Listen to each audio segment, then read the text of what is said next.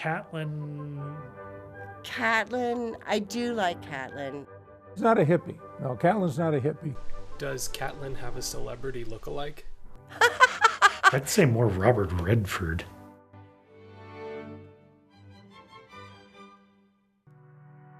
George Catlin first called for the creation of a nation's park.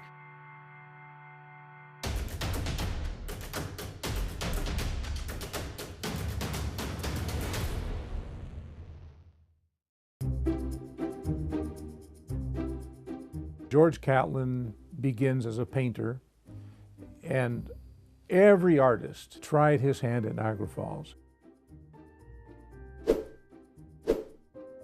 And nobody's come close. Catlin is a genius. He does the first bird's eye view. The beauty of Niagara that they're coming to paint, the uniqueness of Niagara, is changing before their very eyes. The world is losing Niagara to private ownership. When you're losing a place like Niagara Falls to privatization, privatization is certainly going to happen on the prairies and plains unless the government intervenes. Catlin agonizes that these great expanses of prairies and plains that the Indians now occupy will eventually be given to settlers back east. George Catlin moves into the West to paint the Indians.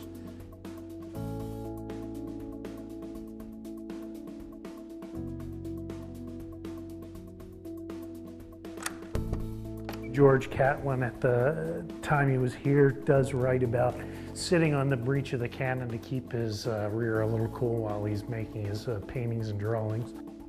Fort Union, it was a major outpost of the American fur trade. The Indians are camped around the fort because they want the goods and they want to trade.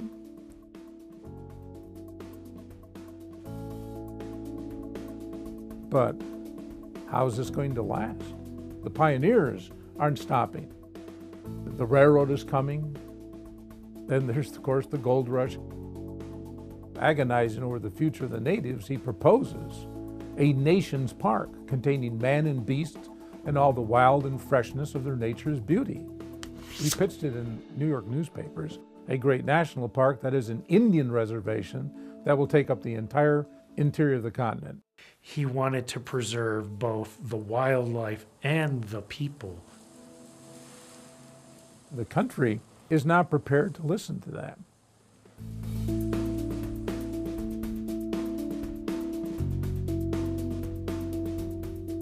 And then slowly this idea of having more protection of forest lands begins to gain credence, that if we don't set it aside, the loggers are going to get it, and we better get to it first. So that's how we start to get parks. It's just that a third of the continent, no, that's not going to happen. The experiences of people like George Catlin here might have influenced the creation of America's greatest or best idea, which is actually a global phenomenon.